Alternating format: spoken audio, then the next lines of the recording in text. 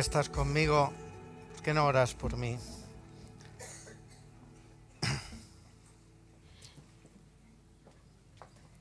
Señor, todo lo que hemos hecho hasta ahora y lo que va a venir a continuación no ha salido de nuestros propios méritos, Señor, sino porque tu gracia abunda en medio de nosotros por ti, Señor, porque tú quisiste.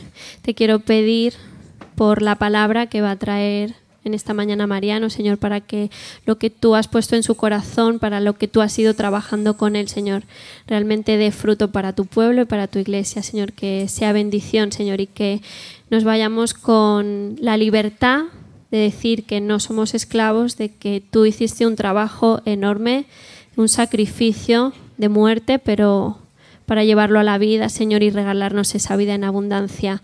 Te pido que todo lo que venga de aquí en adelante, Señor, sea lo que tú has puesto en el corazón de Mariano y que lo que él diga, Señor, sean las palabras que tú quieres que escuchemos. En tu nombre, Jesús. Amén. Gracias, guapa. Muy bien, buenos días, hermanos. Que el Señor, espero que os pueda bendecir a través de la palabra en esta mañana. Podemos tener abierto Romanos 6, que es donde nos vamos a centrar, si Dios quiere, en esta mañana. Romanos 6 contiene una cantidad enorme de conceptos, hermanos. Pecado, esclavitud, muerte, gracia, misericordia, justificación, liberación, viejo hombre, nuevo hombre, etcétera, etcétera, etcétera. Y algunos de ellos son difíciles de explicar. Así que espero que Dios permita que podamos salir entendiendo y de manera sencilla poder entender lo que la Escritura nos quiere decir en esta mañana. Por eso necesitaba oración, porque es complicado cuando hay tantos conceptos y todos ellos tan importantes. Generalmente no entro mucho en redes sociales, ¿vale? Entro en redes sociales cuando estoy, pues, esperando porque me va a atender un médico o cuando tengo algún tiempo un poco muerto. No soy de los que gastan mucho tiempo ahí. Pero hace un par de semanas en una de estas ocasiones me quedé tremendamente sorprendido, hermanos. Vi algo que no me esperaba, aunque cada vez lo hacen más inverosímil, pero vi un vídeo donde como título ponía escobas ungidas. ¿Lo habéis escuchado bien? Escobas ungidas. Y se veía, aún sin enchufarlo, se veía, mientras salía esto, personas de rodillas, tiradas en el suelo, orando por escobas. Eran un pack de 3, ¿vale? Y cada uno pues oraba por ese pack. No os creáis que eran escobas supersónicas, son de estas que deben valer 2 euros aproximadamente. Y ponía luego abajo, escobas ungidas para barrer el pecado del hogar. $250. ¿Qué os tengo que decir de las escobas ungidas? Pues a lo mejor es mejor no perder demasiado tiempo en esto. Así que el que quiera barrer, que barra. La Escritura, Jesucristo, nos ha dado algo mejor que una escoba y mucho más definitivo. La canción que acabamos de entonar nos dice que hay alguien, no que barre el pecado, que rompe el poder del pecado una vez y para siempre. El cántico nos dice que hay una gracia sublime, que hay un amor infinito y que Jesucristo fue el que tomó nuestro lugar en la cruz y Él es el que nos dio vida y nos hizo completamente libres. Este canto hermoso que acabamos de entonar nos dice esto. Romanos 6:23 nos dice que la paga del pecado es muerte, mas el regalo de Dios es vida eterna en Cristo Jesús, Señor nuestro. La gracia. La gracia es el acto realizado por el infinito amor de Dios y por su gran misericordia. Es un regalo de Dios hecho a nuestro favor y de manera inmerecida. Esto es la gracia. Y la gracia, al ser un regalo de Dios, no se puede pagar ni se tiene que merecer porque es un regalo. Ni tampoco lo podremos agradecer lo suficiente aunque tuviéramos 1.000.000 de vidas para vivir. Al ser un regalo, ¿qué nos ha costado a nosotros? Nada.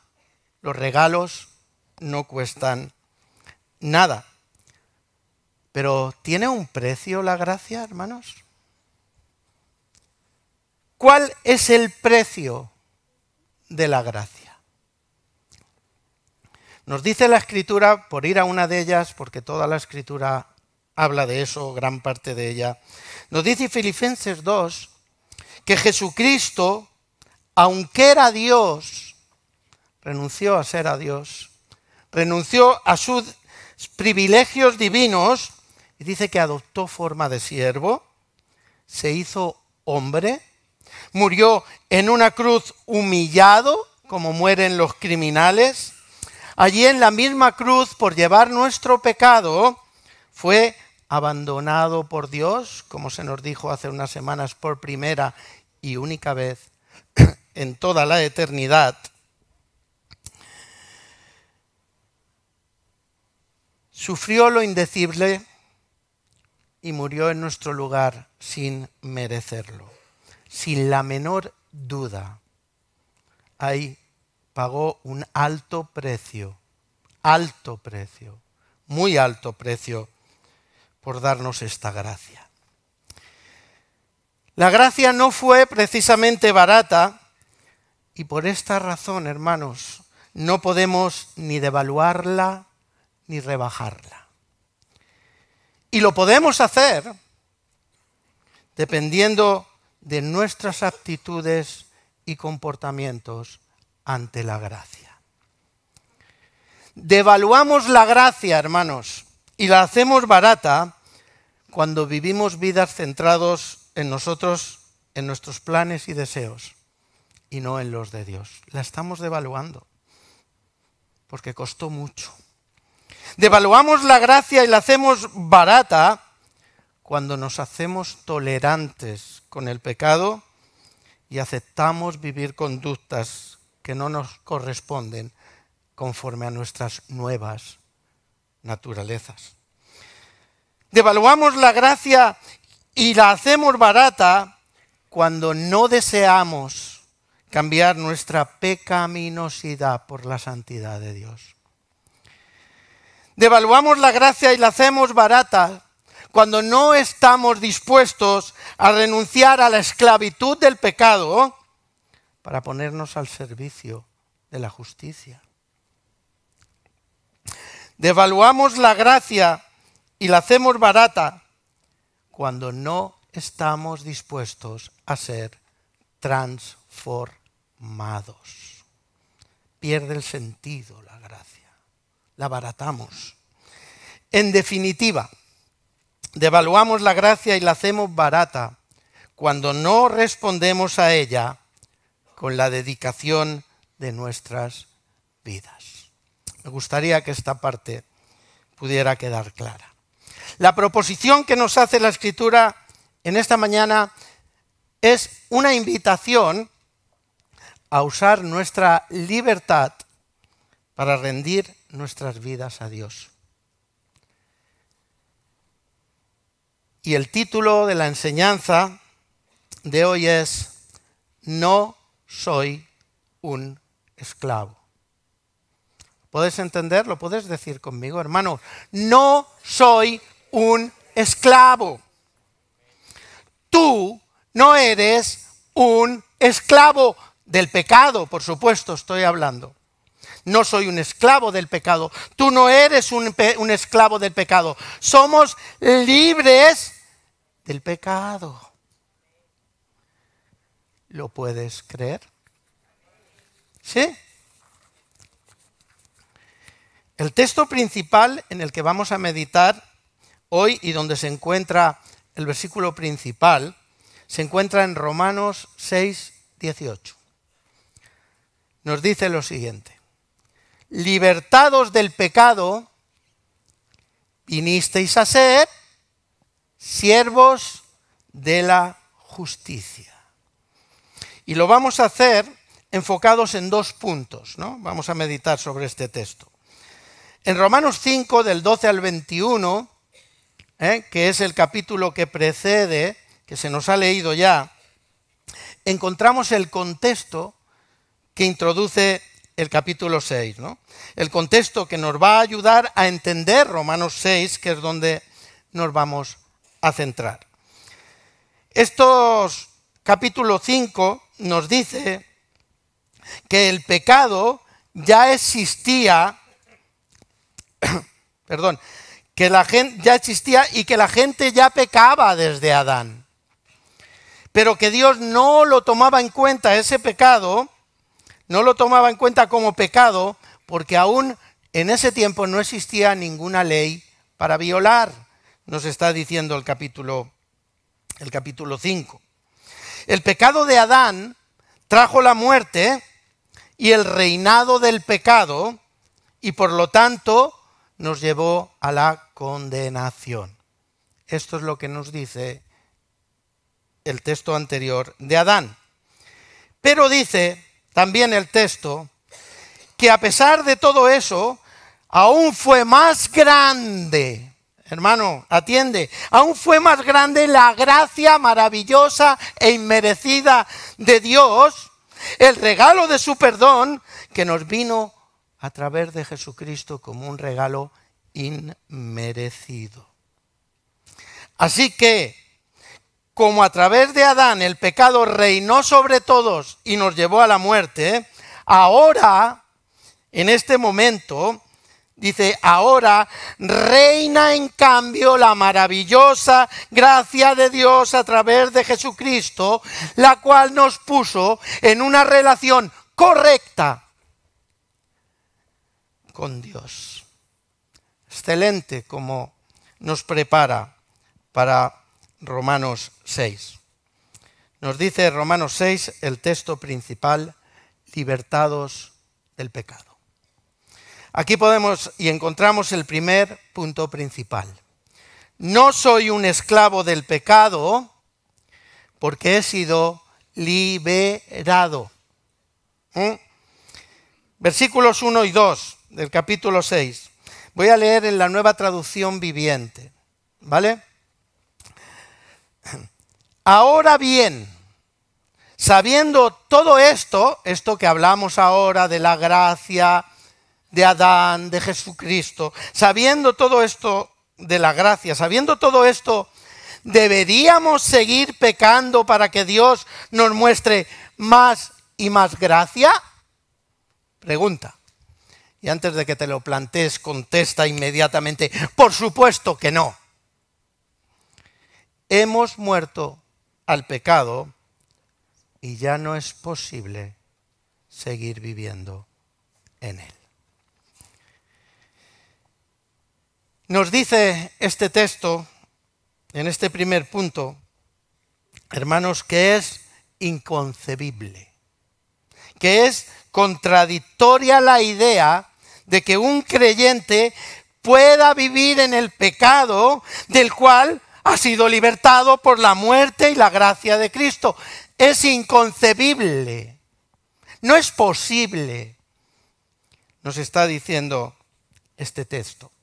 Alguien escribió, es interesante, con toda la razón, y dijo, la santidad empieza cuando la justificación termina. Y si la santidad no empieza, tenemos derecho a sospechar que la justificación nunca empezó tampoco. No sé si lo entendéis. Para mí es claro, ¿no? No podemos de ninguna de las maneras ser libertados del pecado y que eso no traiga resultados inmediatos en nuestra vida. No es posible. Si alguno está en Cristo, ¿cómo no lo sabemos, verdad? Si alguno está en Cristo, nueva criatura es. Todas las cosas pasaron viejas y ahora todas son hechas nuevas. Es imposible estar vivos en Cristo y a la vez estar vivos para el pecado.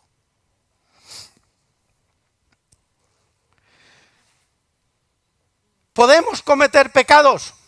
Sí. Sí que podemos. ¿Seguro que lo estamos haciendo alguna vez? Seguro. Seguro. ¿Estamos rodeados de debilidad? Tela. ¿Verdad? Pero lo que nos dice aquí la Escritura no es eso. Dice que no es posible, no es coherente vivir de manera continua en el pecado del que hemos sido libertados. No es posible. La justificación, hermanos, la liberación del pecado, la santificación no son fases separadas de la salvación. Es todo en uno. Porque Dios no solo nos ha declarado justos al justificarnos, sino que lo que ha hecho, atender a esto, lo que ha hecho ha sido nos ha creado de nuevo. Ha creado un nuevo hombre, con una nueva naturaleza y con un sentido creado en Cristo para vivir en justicia. Este es el Evangelio. Luego podemos cambiar lo que queramos, pero este es el Evangelio. De modo que la salvación y la liberación de la esclavitud del pecado trae como resultado inevitable un milagro de transformación en nuestras vidas. Y no puede ser de otra manera. Versículo 6. Sabiendo esto, lo que estamos hablando, que nuestro viejo hombre, otra versión dice nuestro antiguo ser pecaminoso, sabiendo que nuestro viejo hombre fue crucificado juntamente con Cristo para que el cuerpo de pecado, que es ese viejo hombre, sea destruido. Otra versión dice perdiera su poder en nuestra vida a fin de que no sirvamos más al pecado. No seamos más sus esclavos. En este versículo encontramos tres verdades fundamentales que nos dice este texto. La primera verdad nos dice que nuestro viejo hombre fue crucificado con Cristo y se le produjo la muerte. El viejo hombre. El viejo hombre es la persona no regenerada, no salvada. Y ese viejo hombre no es que sea en parte justo y en parte pecador, porque como ahora vino Jesucristo, anda por ahí. No, el viejo hombre es totalmente pecador y no tiene el más mínimo potencial en sí mismo para llegar a ser justo y agradable a Dios. Ese hombre fue crucificado. En contraste, el nuevo hombre creado en nosotros es la persona regenerada ya, que ha sido justificada por Jesucristo y que ha recibido una nueva naturaleza. Nueva. Este hombre nuevo, hermanos, todavía no ha sido perfeccionado. Por eso tenemos estos problemillas que vamos teniendo a lo largo del andar de la vida. No ha sido perfeccionado, ni ha sido glorificado todavía. Pero ya está vivo espiritualmente y la santidad ya ha empezado a obrar en ese nuevo hombre desde el primer día que fuimos justificados. Nuestro nuevo hombre no es una vida reestrenada. No es, como dice la Escritura, un remiendo de paño nuevo en un vestido viejo. No, es una vida totalmente nueva, otorgada por Dios cuando fuimos justificados. Por tanto, aquí nos dice bien claro, en Cristo el viejo hombre de pecado ha sido eliminado. No sé si estas palabras nos suenan fuertes. Ha quedado convertido en un cadáver. Y un cadáver no tiene el más mínimo rastro de vida. Eso nos está diciendo el texto. Primera verdad. Segunda verdad que nos dice este texto. Nuestro cuerpo de pecado se ha destruido y ha perdido su poder de control. Vamos a ver si lo podemos explicar. En Romanos 7, Pablo nos describe una constante y dolorosa lucha moral interior. Después de decir todas estas cosas, en el capítulo siguiente, él aclara y se lamenta de que aún a pesar de haber conocido a Dios, encuentra que hay una ley en sus miembros, en su cuerpo, que le lleva cautivo al pecado, sin él querer. Se lamenta de ser un ser carnal, de estar vendido al pecado. Se lamenta de que en su carne no mora el bien. Y dice que el querer el bien está en él, pero no el hacerlo. Y exclama, miserable de mí, ¿quién me librará de este cuerpo de muerte? Hay un conflicto interno, hermanos, a ver si lo explico bien, donde la humanidad no redimida de un creyente permanece con él hasta que es transformado para entrar en la gloria celestial. Y eso nuestra humanidad nos acompaña, porque no hay otra, ¿no? Y como enseñan las Escrituras y la propia experiencia, la humanidad que queda en nosotros, esa humanidad, de algún modo retiene ciertas debilidades y propensiones a pecar. Y ese es nuestro problema. No el viejo hombre ya ha sido, ¿cómo ha sido? Aniquilado, es un cadáver, pero queda una humanidad. Las debilidades e instintos humanos del creyente le hacen estar, desgraciadamente, pero es así, en capacidad de sucumbir ante tentaciones, ¿no? No es lo mismo sucumbir que vivir en el pecado. Es muy diferente, ¿no? Así que, a pesar, hermanos, de esta realidad, el viejo hombre nos dice la Escritura que ya no tiene control sobre nosotros, que ha perdido su poder, que ha sido destruido, aniquilado y que ya no puede ejercer nunca más la tiranía sobre nosotros. Ahora nosotros podemos decidir lo que queremos ser y cómo queremos vivir.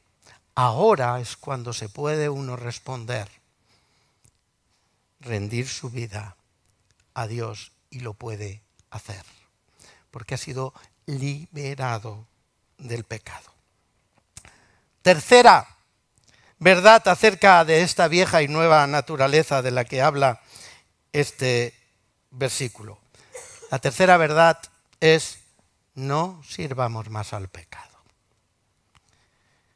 Hemos sido liberados del pecado, ya no somos sus esclavos. En definitiva, Pablo no enseña que el cristiano no sea capaz de cometer pecado, como hemos dicho, sino para qué queremos un abogado.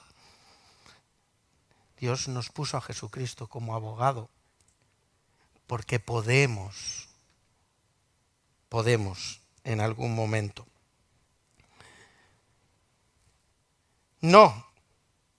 Sí somos capaces de cometer pecado, pero ya no estamos bajo la tiranía ni el control del pecado. No tenemos la obligación de obedecer al pecado como la teníamos antes de conocer a Jesucristo, porque éramos esclavos. Y ahora eso ya no es así. La razón, hermanos, es que hemos sido justificados. Nuestra naturaleza vieja ha muerto en la cruz.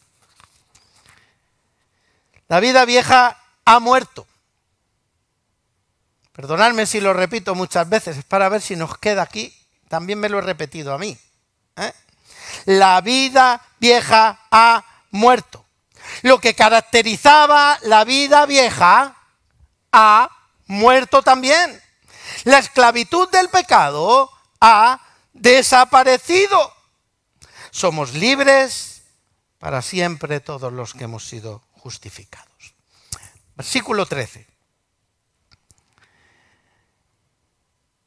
Habiendo sucedido todas estas cosas, nos dice este versículo, si todas estas cosas han pasado, nos dice, no ofrezcan los miembros de su cuerpo como instrumento de injusticia. No, al contrario, ofrézcanse más bien a Dios. ¿Lo vemos? ¿Entendemos? Y este versículo nos introduce en el segundo punto y último punto principal. Que diga último no quiere decir que estoy acabando. El segundo punto principal de la enseñanza de hoy. Romanos 6, 18. Libertados del pecado, vinisteis a ser siervos de la justicia. Segundo punto principal, hermanos. No soy un esclavo del pecado porque soy un siervo de la justicia. Y no puedo ser las dos cosas. Ese pecado que a veces, hermanos, nos toleramos o pensamos que no es tan importante, permitidme que os hable del pecado. El pecado es rebelde, ignora y pisotea la palabra de Dios. No sé si alguna vez te lo has planteado así. El pecado es opresivo. ¿Por qué? Porque domina la mente, los afectos y la voluntad. El pecado trae control satánico. Fijaros, porque todo pecado, nos dice la Escritura, contribuye a los fines de la potestad del príncipe del aire. Aunque el pecado promete satisfacción, todos los que han pasado por él saben que acaba trayendo miseria, frustración y desesperanza. El pecado trae muerte. ¿Por qué? Porque condena el alma redimida. El pecado controla los pensamientos, las palabras y las acciones.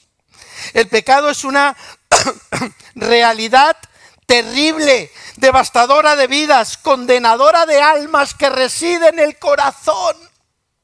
Eso es el pecado, hermanos. El regalo más grandioso y más insuperable que Dios nos podía hacer era liberarnos de él, sin duda. No soy un esclavo del pecado. He sido liberado y convertido en un siervo de la justicia. El propósito de Dios al redimir a los hombres del pecado no es darles libertad para hacer lo que les plazca, sino libertad para hacer lo que le agrada a Él, que consiste en vivir en justicia.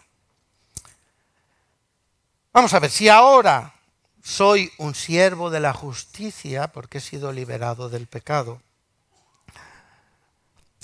¿qué me dice este texto, la Escritura? ¿Qué me dice cómo debo hacer para vivir como tal? ¿Vale? Ya sabemos lo que es el pecado, sabemos las consecuencias, sabemos que hemos sido liberados, en qué nos ha convertido Dios. ¿Qué debo hacer? Versículo 11. Consideraos muertos al pecado, pero vivos para Dios en Cristo Jesús. Versículo 12. No reine el pecado en vuestro cuerpo mortal de manera que le obedezcáis. Versículo 13. Ni tampoco presentéis vuestros miembros al pecado, sino presentaos vosotros mismos, la Nueva Traducción Viviente dice, entréganse completamente a Dios como instrumentos de justicia. Y el versículo 22 dice, mas ahora que habéis sido liberados del pecado y hechos siervos de Dios, tenéis por vuestro fruto la santificación y como fin la vida eterna. Nos aclaran estos versículos lo que debería ser o debe ser nuestras vidas de siervos de justicia. Primero, debo considerarme muerto al pecado y vivo para Dios. Segundo, debo ocuparme de no obedecer al pecado para que Él no reine en mi vida. Tercero, debo dar en mi vida el fruto de la santificación. Y cuarto, no debo presentar mis miembros al pecado para que Él... ¿Es posible todo esto, hermanos? ¿O nos parece demasiado? ¿Lo ves factible?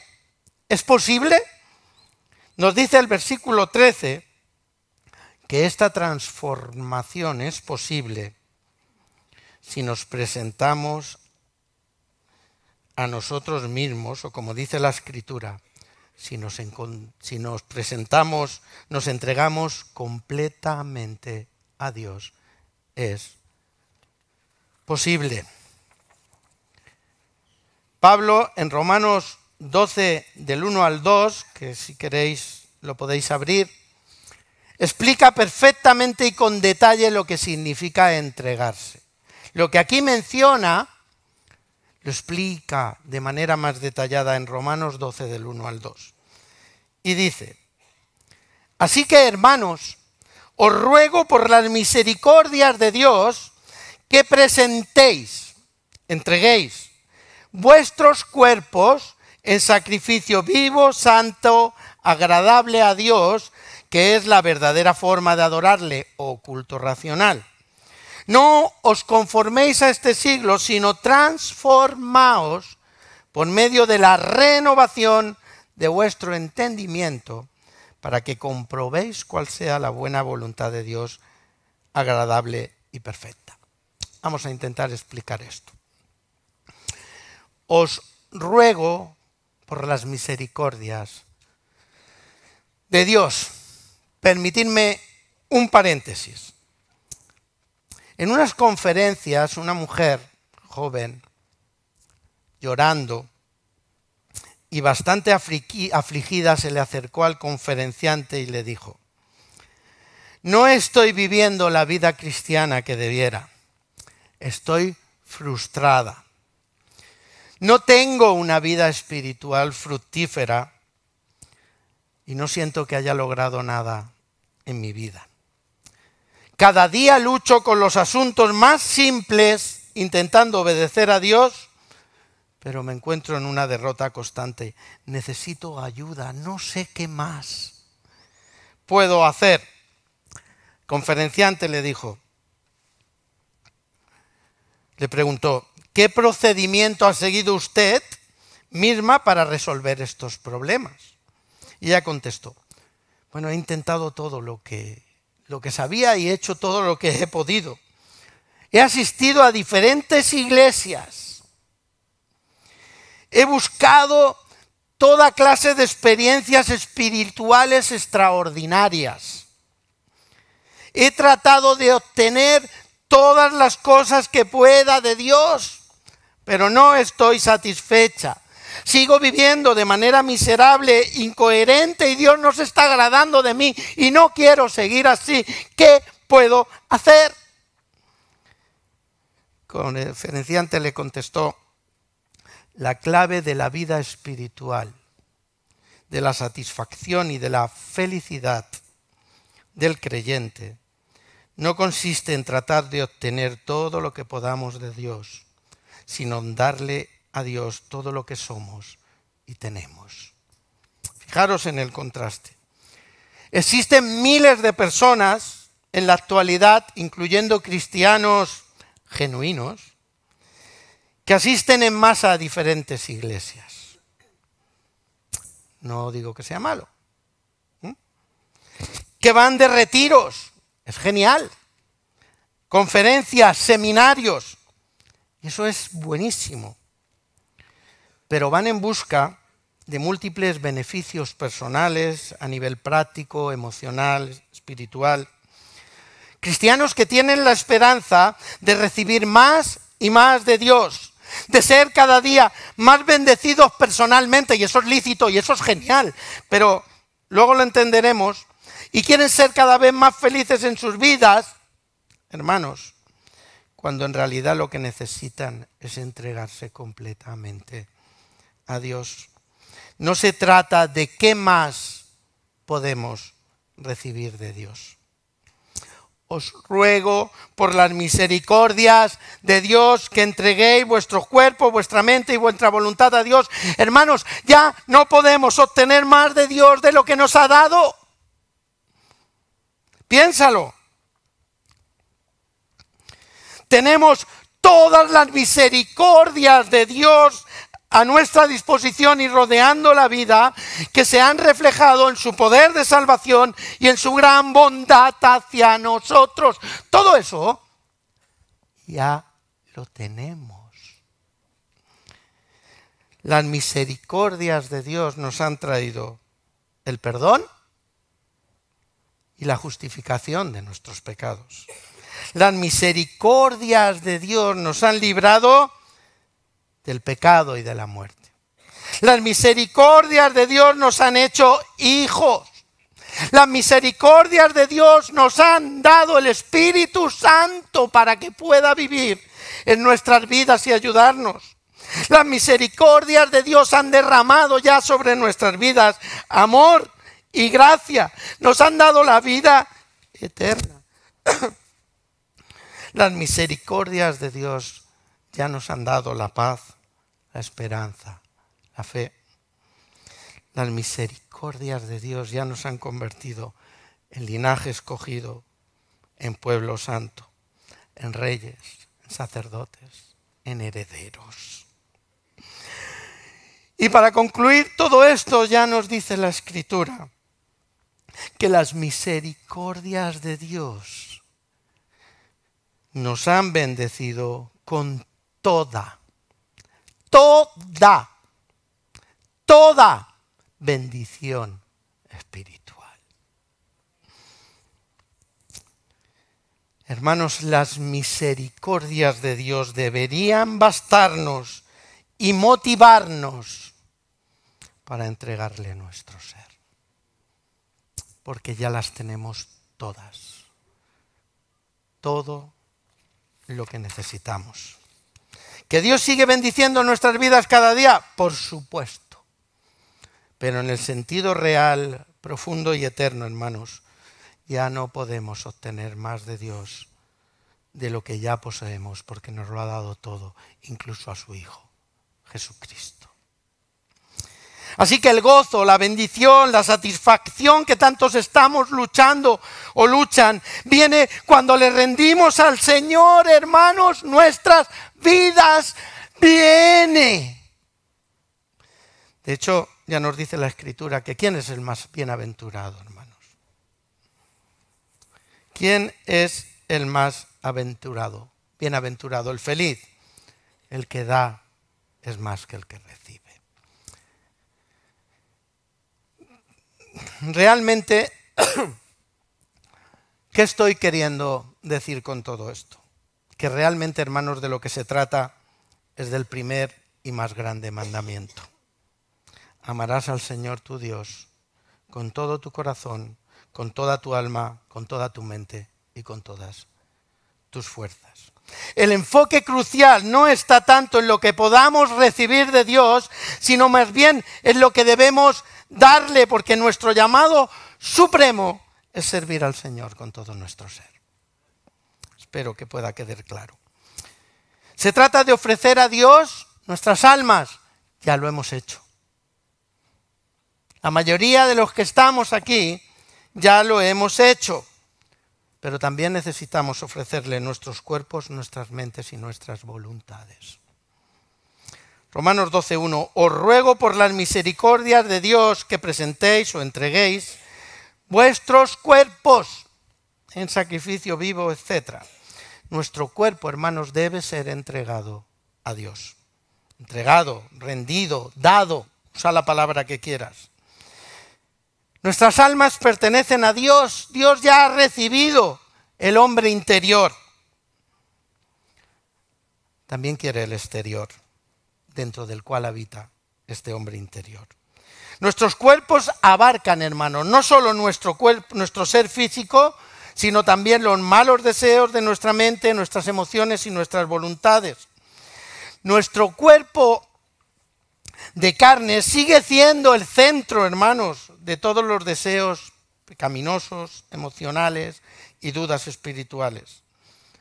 Pablo nos muestra, hermanos, lo terrible que es esta realidad en su propia experiencia.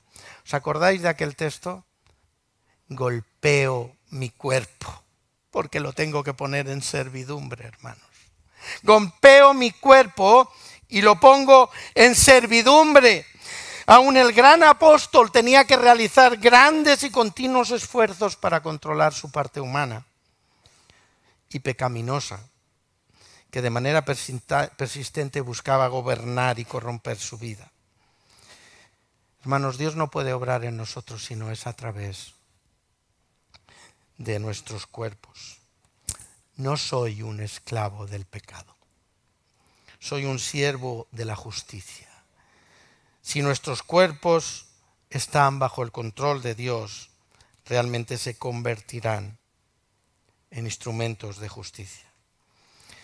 No podemos impedir que algunos residuos de pecado sigan existiendo en nuestros cuerpos mortales, pero ahora tengo la capacidad, porque he sido liberado, de decidir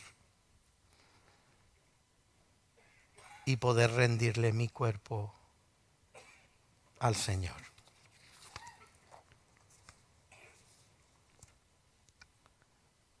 Romanos 12:2. No os conforméis a este siglo, sino transformaos por medio de la renovación de vuestra mente.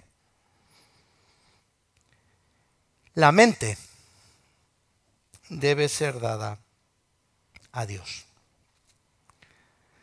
En la mente es donde se desarrolla la capacidad intelectual, nuestra capacidad de pensar y nuestra capacidad de razonar, ¿cierto? En nuestra mente es donde se forman las ideas, los deseos y los pensamientos. En nuestra mente es donde vamos a elegir o elegimos si vamos a expresar nuestra nueva naturaleza con una vida santa o si vamos a permitir que la humanidad carnal actúe en contra de la santidad de Dios. Aquí.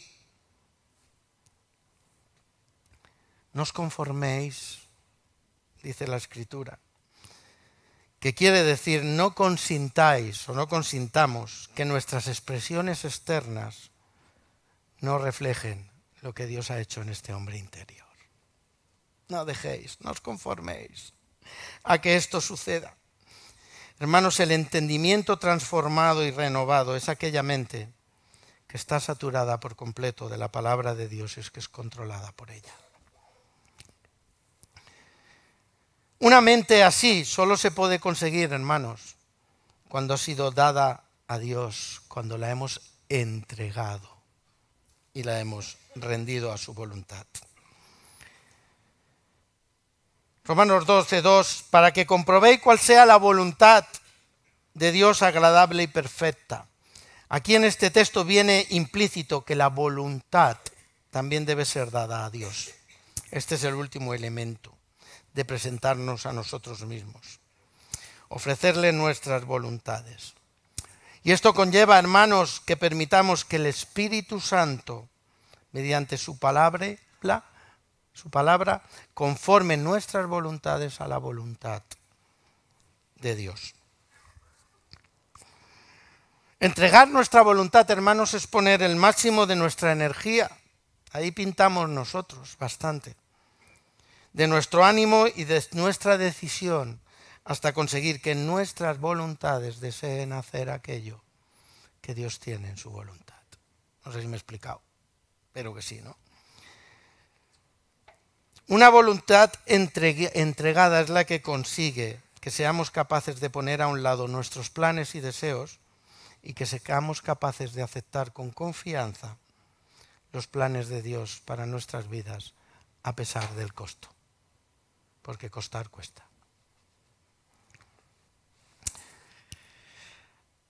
Ya para ir cerrando, Pablo nos dice que hay una ley en nosotros, os lo he dicho, que se rebela contra nuestra mente y nos quiere llevar cautivas al pecado. Y como eso existe, hermanos, la entrega de nuestro cuerpo, de nuestra mente, de nuestra voluntad, también debe ser continua, porque continuo es esta lucha, ¿no? Vamos a ver si podemos concluir esto bien. Somos débiles y estamos rodeados de debilidad. Cierto. Y en nuestra vida hay una continua lucha entre el pecado y la voluntad de Dios. Tremendo, pero cierto. Pero hermanos, no es menos cierto que hemos sido liberados del pecado y de su control y que ahora somos siervos de su justicia. Dios no nos ha dejado solos, hermanos, ante nuestra debilidad, para que de nuevo no se nos haga imposible cumplir su voluntad. El Espíritu Santo ha sido dado, hermanos, para ayudarnos a vivir según su voluntad. El Espíritu Santo es el que permite, hermano, el ser y el hacer lo que nosotros, es el que nos permite ser y hacer lo que nosotros por nosotros mismos no seríamos capaces. El Espíritu Santo ha venido a nuestras vidas para darnos el poder para vivir nuestra nueva identidad en medio de nuestra debilidad. ¿Entiendes que se trata del Espíritu Santo en nuestras vidas? El Espíritu Santo es toda una obra de poder. El Espíritu Santo, voy a decir unas poquillas cosas de las muchas que Él viene a hacer y que nos dice la Escritura. El Espíritu Santo, hermanos, es quien nos convence de pecado y quien nos consuela. El Espíritu Santo es quien nos ata a la voluntad de Dios. El Espíritu Santo es el que nos da la santidad y el que hace morir todo lo terrenal en nosotros. El Espíritu Santo es el que intercede cada día, a cada momento, por cada uno de nosotros. El Espíritu Santo es quien nos hace percibir las cosas de Dios, quien nos ayuda a andar correctamente. El Espíritu Santo, hermanos, es el que trae el dominio propio en nuestras vidas. El Espíritu Santo es quien nos guía a toda la verdad y quien glorifica a Dios en medio de nosotros. Es precisamente el Espíritu Santo el encargado de ayudarnos en nuestra debilidad. Él es quien nos da dones, hermanos, quien nos capacita, quien nos vivifica, quien nos da la libertad. Él es el que nos mantiene en comunión con Dios. El Espíritu Santo nos restaura, nos llena de poder. En definitiva, hermanos, Es el Espíritu Santo el que hace posible que a pesar de nuestra debilidad podamos vivir liberadas del pecado y coherente con lo que somos, siervos de la justicia. Pero poco va a poder hacer el Espíritu Santo si no le entregamos nuestro cuerpo, nuestra mente y nuestra voluntad. Así que concluyo diciéndote, hermano, no permitas que tu forma de vivir abarate la costosa y maravillosa gracia de Dios. No la devalúes, hermano. No la rebajes. Responde a la gracia de Dios con una vida rendida. La proposición que nos hacía la Escritura hoy decíamos que era usar nuestra libertad para rendir nuestras vidas a Dios. Y esto, aunque lo hayamos hecho alguna vez, necesitamos hacerlo cada vez que veamos y que tengamos esa necesidad. Yo quisiera invitar a las personas que quieran en esta mañana de nuevo entregar sus vidas a Dios, su cuerpo, su mente, su voluntad. Yo quisiera invitarte a ponerte en pie. Pero no te pongas en pie todavía si es que piensas ponerte, ¿no? La invitación, hermanos, es a rendirle tu vida, pero hacerlo con la motivación adecuada, hermanos. No tanto por quien me pueda ver, por si me parece correcto, por quedar bien. Hermanos, de lo que se trata es que estés convencido, o que Dios te haya convencido en esta mañana, que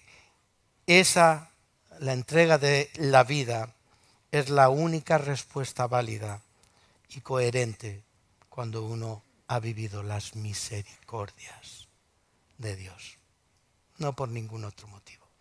Así que yo te invito a ponerte en pie si quieres, y a hacerle a Dios de nuevo la entrega de tu vida. Porque sabes una cosa, si tú haces eso, dejas al Espíritu Santo en las condiciones adecuadas para convertir ese ofrecimiento en una realidad. Hermanos, os invito a poneros en pie los que queráis y a poder concluir con un cántico, hermoso cántico. Perfume a tus pies, donde le podemos decir al Señor: yo quiero enamorarme más de ti, enséñame a amarte y a vivir. Conforme a tu justicia y tu verdad, con mi vida te quiero adorar. Todo lo que tengo, todo lo que soy, todo lo que he sido, te lo doy. Quiero que mi vida sea para ti como un perfume a tus pies. Hermano, si te quieres poner en pie y quieres hacerle a Dios una entrega de tu ser, pues hazlo, Y yo le voy a pedir, Miguel, si tú quieres orar, no tanto para que eso se cumpla, porque eso es una decisión tuya, sino para que el Espíritu Santo esta decisión tuya la pueda convertir en una realidad, viviendo como un siervo de justicia y habiendo dejado atrás ya la esclavitud del pecado. ¿Quieres orar ahora? Pues por si esto es posible, y después pues acabamos entonando este cántico. Que el Señor les bendiga, hermanos.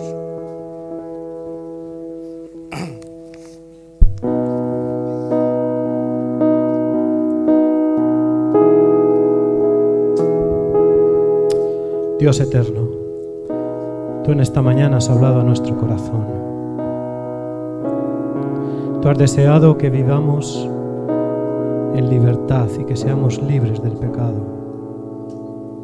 Gracias, Cristo, por haber venido a este mundo a traer esta buena noticia. Señor, nosotros queremos responder en esta mañana a este llamado de tu palabra, de rendirnos a ti, Señor. Tú conoces nuestros corazones, conoces el momento en que estamos viviendo. Conoces aquellas cosas que todavía nos tienen atados o que no nos permiten vivir una libertad plena. Pero Espíritu Santo,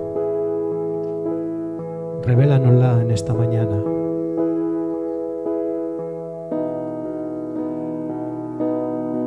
Y aquellas cosas, Señor, que todavía nos tienen atado a esa vieja naturaleza, te las entregamos a ti, Señor. En el nombre de Jesús te las entregamos a ti. Ponle nombre, hermano o hermana, amigo o amiga. Ponle nombre a aquellas cosas que todavía te tienen atado. Entrégaselas a Cristo. Hay poder en la sangre de Jesús para hacernos libres. Entrégaselas a Cristo. Rinde tu corazón al Señor. Y Señor, te las entrego a ti. Tú que conoces esto, Señor, tan íntimo, esto que no conoce nadie, que solo tú lo conoces como creador de mi vida. Te lo entrego a ti, Señor. Y en el nombre de Jesús, quiero ser libre. Libre por la gracia y la misericordia que tú tienes para mi vida. Gracias, Jesús. Gracias, Jesús. Gracias, Espíritu Santo, por la obra que en estos momentos estás haciendo, Señor. Gracias porque tú estás sanando corazones, Señor. Gracias porque tú estás trayendo libertad. Y gracias, Señor, porque tú estás trayendo nueva vida contigo, Señor. Cantábamos esta mañana, mi Dios es grande. Tú eres un Dios grande, que quieres lo mejor para nosotros.